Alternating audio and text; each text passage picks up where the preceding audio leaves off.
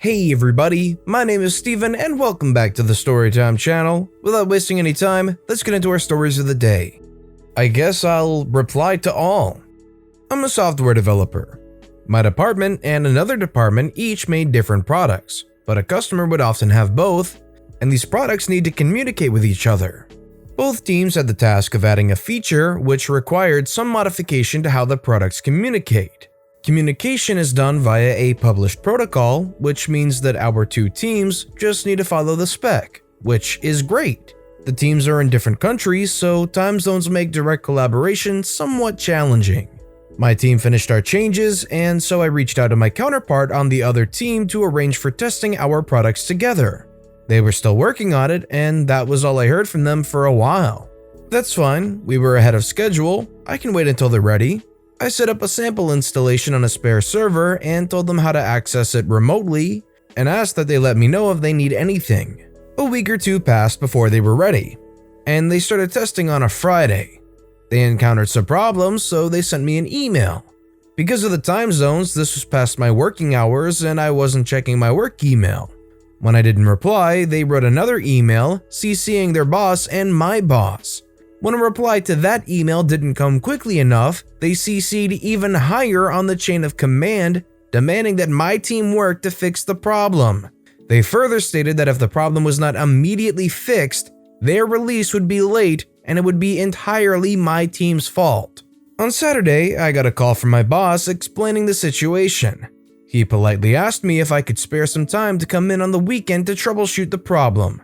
I agreed. I spent some time reading log files and packet captures and comparing system behavior to the spec. Soon enough, I found the problem. Their product was sending messages that did not conform to the spec. I was able to simulate the bad message and a fixed version of that message to confirm that our product handled both as it should. Nobody from the other team was online, so I sent my report by email. Remember how they sent that email blaming my team for their problems? The email that went to their boss's boss, my boss, and my boss's boss? Yeah, that was the email I replied to, replying to all. I very politely and professionally explained exactly what the problem was, making sure my explanation would be clear to those upper-level managers before going into the technical details and what changes they would need to make to fix the problem. Clicking the send button has never felt so satisfying. Working on the weekend resulted me in being in a much better mood than if I'd stayed home the whole time. And per department policy, I took some comp time during the week to make up for those weekend hours. This was my first time working with this team, but from what others told me, this wasn't an unusual experience. A few years later, the company was restructured and that office was closed down completely.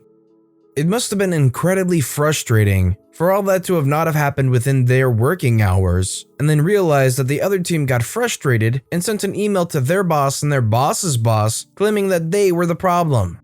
Forced my superficial family to hang up the ugliest painting ever. My dad and stepmom recently bought a beach house that's an 8-hour drive from where I live. During a visit with him a few months ago, he asked me and my sister to create liquid paintings. Abstract, marble-looking canvases that desperate artists sell on Etsy for the new beach house. He demanded that each of us create one liquid painting so that he could hang them on a wall together at the new place. Why was this so important to him? Well, for almost 10 years, my dad has lived with my stepmom, and their house is a 1.5-hour drive from my primary residence. He chose to live there, but for the sake of maintaining the image of a nuclear family, he insists that I drive myself and my sister back and forth between houses whenever he wants to see us. He has us pose for family photos, greet neighbors to make it seem like we live with him, and then drive back home a day or two later. It's all about creating the illusion of family togetherness, and the liquid paintings were the latest manifestation of this idea. My dad and stepmom had already made their paintings. 2 blue-green beachy designs. Cute. My sister followed suit, using the same comfortable color palette. I realized what I needed to do. They gave me online instructions that told me exactly how to create my painting, but they never said I needed to use the same paints. I dug around in the basement and found some red, gold, and black acrylics for my design. Even after following the same instructions everyone else used, my final product was a gory nightmare that resembled pasta sauce. Their reactions were immediate. While I was still mixing the colors, my stepmom said, "Red? Interesting." After it dried, my dad said, "It's so dark." Weeks later, at the beach house, I found the stack of paintings hidden in an empty room. Exactly as I expected. They couldn't hang them together on the wall because mine was so drastically different. 3 cool paintings like ocean waves and 1 marinara sauce volcano. I suspected from the start that they couldn't exclude my work, but they would never accept it either. I gave them the benefit of the doubt. Maybe they were still busy unpacking other stuff. But then my stepmom ambushed me with perhaps the greatest gaslighting I've ever personally witnessed. "You know, it's not too late to redo your painting if you still want to." In the weeks since creating my masterpiece, I never considered redoing it. She desperately wanted to incept that idea in my head. I replied, "No. Is something wrong with it?" She said, "Of course not." A month later, back again at the beach house, I asked my dad why the painting still hadn't been hung up. He just didn't have a good answer. The best he could manage was, "We haven't found a good spot for all of them to fit." I almost laughed out loud. At the time, all of the walls in the house were blank. The next morning, I awoke to see the array of liquid paintings hanging on a wall over the stairs. A bunch of abstract ocean designs alongside my blood fury square.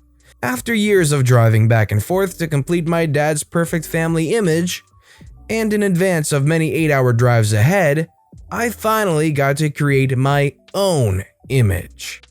So if you were given the opportunity to paint whatever splotches and abstract designs you want on this blank canvas, what colors and maybe even what kind of design would you want to go for? Let me know what you would have done in the comment section down below.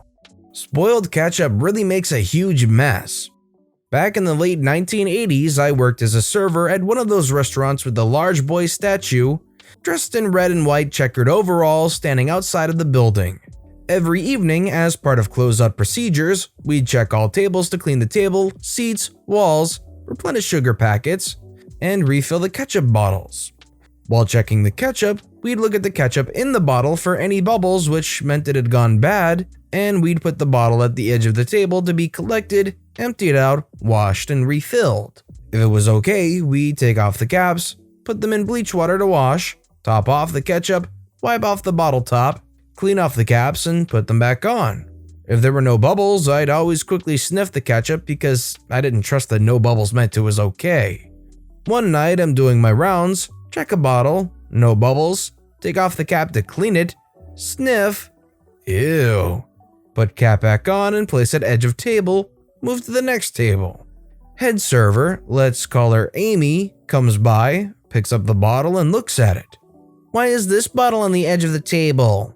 "It's spoiled." "No, it's not. There are no bubbles." "It smells funny." Amy takes off the cap and smells it. "No, it doesn't. It's fine. Come clean it and top it off." "No, it's spoiled and it needs to be thrown out." "No, it's fine. Come top it off." I went back over to the table, took off the cap, cleaned it, topped off the ketchup, cleaned off the bottle top, replaced the cap, then gingerly placed it back next to the wall. This whole time, Amy is standing over me looking smug. "Okay, there, I did it, but if it explodes, I'm not cleaning it up." Amy still looking smug. "Fine, now go finish the other tables." I shrugged and deliberately moved over to the other side of my section. Amy picked up the bottle again, opened it, smelled it, shrugged her shoulders, capped it, almost slammed it back down on the table, and turned away. She hadn't gone more than 5 steps away when, pop! The bottle exploded, glass and spoiled ketchup all over her back, multiple booths, the floor, and the ceiling. I smirked and kept on cleaning the other tables. The other servers were trying not to laugh as well. "Come clean this up." "Nope, I told you I wouldn't. You didn't believe me, so you clean it up." "Do it or you're fired." Manager then spoke up from kitchen doorway. "No, she isn't. She warned you and you agreed. Clean it up yourself." Neither of us had seen him come out of his office when he'd heard Amy yelling at me earlier, But I'd have walked out rather than clean up the ketchup and glass, so I'm glad he saw what happened and stood up for me. Guess who never second-guessed me on ketchup being spoiled after that? She didn't like me after that, but the manager made sure she didn't retaliate. Well, not too bad anyways. Also, fair warning from a former server, it's a good idea to check the ketchup containers at any restaurant you go to. Most of them just top them off and leave them out on tables all day and overnight for weeks on end. You know, I never really was thinking about it too much, but after reading this, I'm gonna have to check all the condiments whenever I go out. Pint Guy gets exactly what he asks for. I used to work for this family-owned farm as a manager for their ice cream counter. Sometimes during the day, there would only be a few of us called in because it was so empty. On this particularly quiet Saturday, I was by myself behind the counter. Out of nowhere, this large man bursts through the front door and makes his way over to me, clearly in a rush and stressed about it. He demands a pint of, in my opinion, one of our grossest flavors, and begins to tap his foot in annoyance while he waits. Manners, who is she? I start to make his pint and, seeing he's in a rush, trying my best to be quick about it. Keep in mind I was a 16-year-old girl and he was a large man in his 50s. I was anxious to say the least. I finish quickly and hand him his pint, and without flinching, asks me to weigh it. I try to explain to him that a pint is a measure of volume and not weight, but he refuses to hear any of it. I oblige, trying to get him out the door as quickly as possible. I don't remember what unit the scale was set to, but needless to say, the scale read .900. For some reason, this infuriates him and he barks, "Actually, the scale should say 1.0. As a female working in the service industry, I get a lot of BS from male customers, especially ones telling me how to do my job. At this point, something inside of me snapped and I turned to him with the fakest smile I could muster and said, "Of course, sir." I added an extra scoop onto the top and reweighed it, 1.100. He seems pleased and, since he's in a rush, starts grabbing over the counter for his pint. Cue malicious compliance. "Oh no, sir, you said you wanted this exactly 1.000. I have to make this correctly." I explained in a sickly sweet customer service tone. Y'all know the one. I made this man wait an extra 10 minutes while I painstakingly added and subtracted minuscule scoops of ice cream to get exactly 1.000 to read on the scale. When I finally handed him his pint, he was so upset and now late, so he mumbled some choice words at me. I don't know exactly what he said, but I heard stupid and which, you do the math. Threw his money at me and rushed out the door. Best part, my boss, known for being hard on employees and a stickler for "the customer is always right," comes out from the back room to tell me she heard the whole thing and she thought it was the funniest thing she'd heard all day. I have since quit that job, but while I was there, he would come around to start arguments with the younger employees about the weight of his pints, but would shut up when my boss and I walked out to confront him, probably out of fear of getting embarrassed. He is somewhat of an inside joke between all the employees, but I hope Pint Guy is living his best life with his pints of nasty flavored ice cream. I'm really wondering what flavor it was if it was so gross. Actually, I just looked in the comments, it was Cherry Jubilee, a homemade concoction with cherry ice cream and cherries. Apparently it tasted like medicine to OP. On paper it doesn't sound terrible though. Turned an unrequired signature into a work of art. A few years ago I was in a job that provided me with a work vehicle and fuel card. I was always pretty busy in this role, so refueling was often and time-consuming in the scheme of things. The fuel card stated clearly on the reverse side, "Signature not required." One day, the guy serving me asked me to sign. I advised him that a signature wasn't required for this card. For some unknown reason, he found it essential to insist. Rather than argue, I signed a quick Peter and balls, looked up at his dumbfounded expression with a smirk, and walked out. This then became my go-to scribe when asked to sign, rather than waste time explaining it wasn't required. I don't know if our finance department ever saw it, but I always hope someone with a sense of humor spotted it. Edit, I'm female. The best way you could handle this is if the cashier noticed and looked up at you confused or whatnot, you just look back at them yourself and be like, what, can you not read it very well or what? And hopefully just confuse them even more. Deliver tomorrow? Okay. At a previous job, without getting into detail, we stored important items for different businesses. When they needed any of these, they sent through a request, and provided it was before 4 p.m., we delivered it the next day.